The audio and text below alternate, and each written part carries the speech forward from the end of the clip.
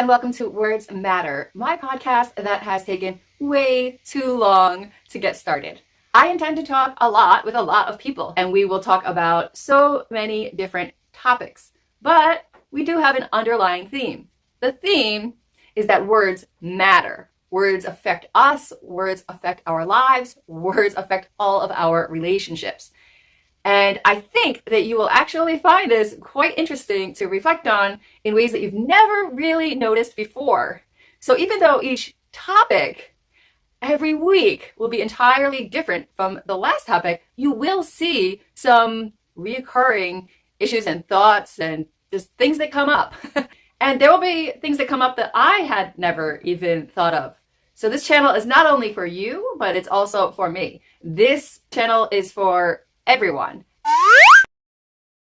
I actually have a program called English for Everyone that serves native English speakers and non-native English speakers and people of all ages, but I'm not going to talk to you about that right now. If you are interested in finding out what I do with my business, that'll be below in the details. But right now, I want to introduce our first guest. My first guest is Rowen, and she's a magnificent woman who I have known for her entire life. Well, not her entire life, but since she was a child. She is just a ball of fire that lights up this world, and I have always known that she was going to be successful in whatever she does.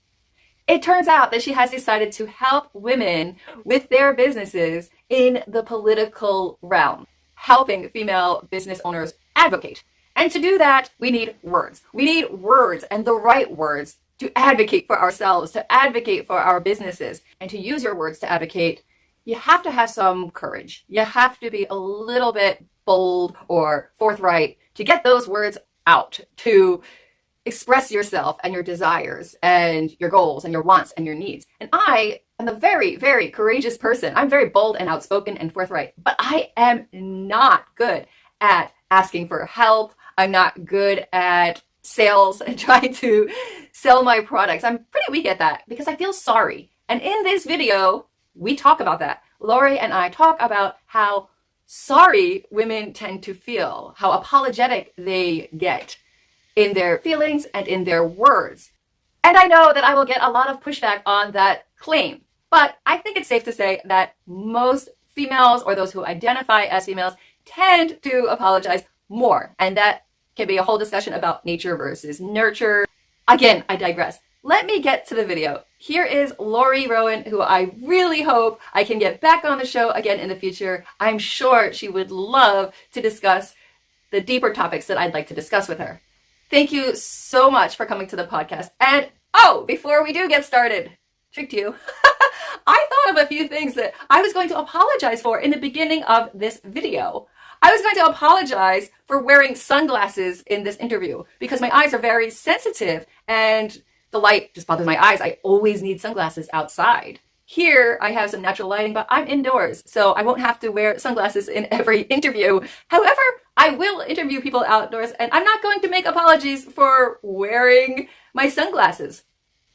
And I was going to apologize for always having a cup with me. I usually have tea or water, and I carry these giant thermoses that I absolutely love. I always have drinks, and I just can't get through a lecture or a talk or a podcast without sipping from my drink. But drinking, I'm not going to apologize for it. I'm thirsty. Talking takes a lot of, liquid.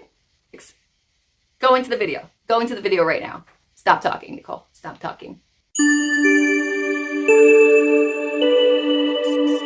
I'm here with Lori. She has been a good friend for over 20 years in New York, and now, very long time, and now she is in Washington, D.C.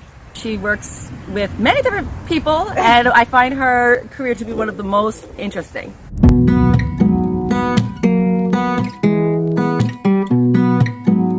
I am in the U.S. Capitol, Washington, D.C. Sometimes it's a little confusing because there's two Washingtons in the U.S. Yes.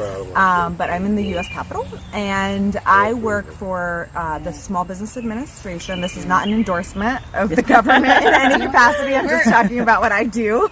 So you were helping them get started. Were they already started and they needed help and support? or they just didn't even know how to get started at all? So I was actually on the policy side. So I wasn't working with the women-owned businesses. The women-owned businesses were working with different organizations, and then we were kind of their advocate, and we advocated to the White House, to Congress, and the Small Business Administration. So those were our three partners our three like groups that we were advocating on their behalf. So basically, we were their voice in the government. If you say you can be someone else's voice, you are speaking for them. And that's the word Lori used, to advocate. She was being an advocate, and she was being the voice for some people.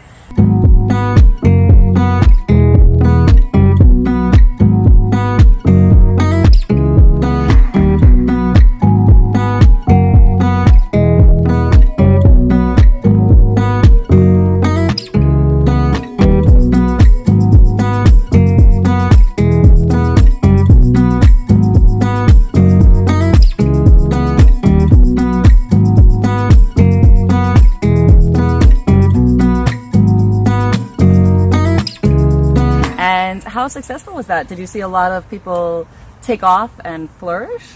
Yeah, we had some good conversations. A lot of it in DC is conversations and continuing to have conversations. But yeah, there were some great success stories of really amazing women-owned businesses who, sold their companies for millions of dollars. We had one women-owned business that I love to death, that she actually was a champion of change for the administration. So basically, she developed a workforce that was very focused very much on her employees. Oh, that's and good.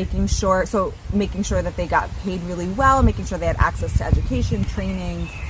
So much so that the Obama administration recognized her for everything that she did. We are big fans of Obama. I will say that. I asked Lori here today so she could give some advice for anyone starting a business, but especially women, because it is still more difficult for women who are starting out in the business world.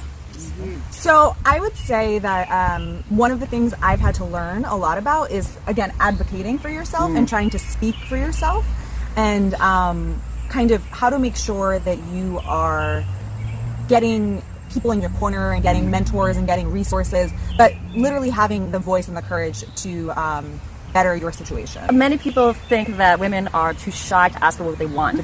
They don't feel brave enough, and they feel guilty because, I guess, women tend to say, I'm sorry, a lot. So I've heard that women say, I'm sorry, and apologize way too much. And in the business industry, that could be a big problem.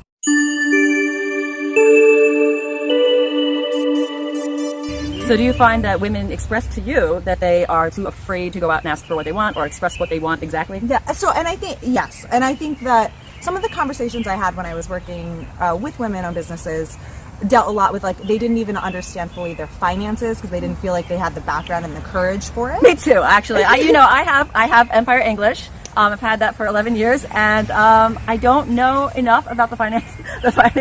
So I've done a lot of stuff where I just did it out of the kindness of my heart, where I could be making money, and I enjoy what I do, but I know that I could be profiting off it. And I will admit that I have had some fear and a little shame of not knowing. I'm say, oh, I'm not a business person. Right.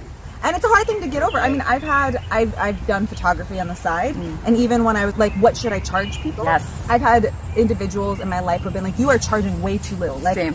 What are you doing here? And I was like, no, I don't feel like I have the right to ask for more. And they're like, well, other people are asking for more and they're getting it. I mean, I'm a little biased, but I felt like that was, I was in that industry for a while, and I felt like that was the conversation that was happening a lot. Yeah, and that's how you know. I mean, if you're hearing it time and time again, just like my English lessons, if I hear the mistakes time and time again, that's how I choose what is legitimately a focus or a problem.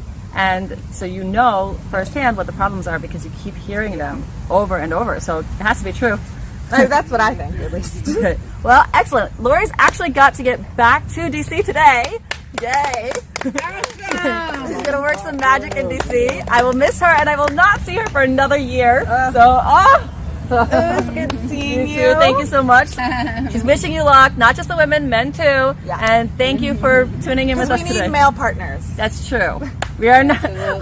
We are not trying to be separate. We're just trying to be together. Okay. In this Right world. on. Yes. Right All right. on. Bye bye from Empire English. Bye.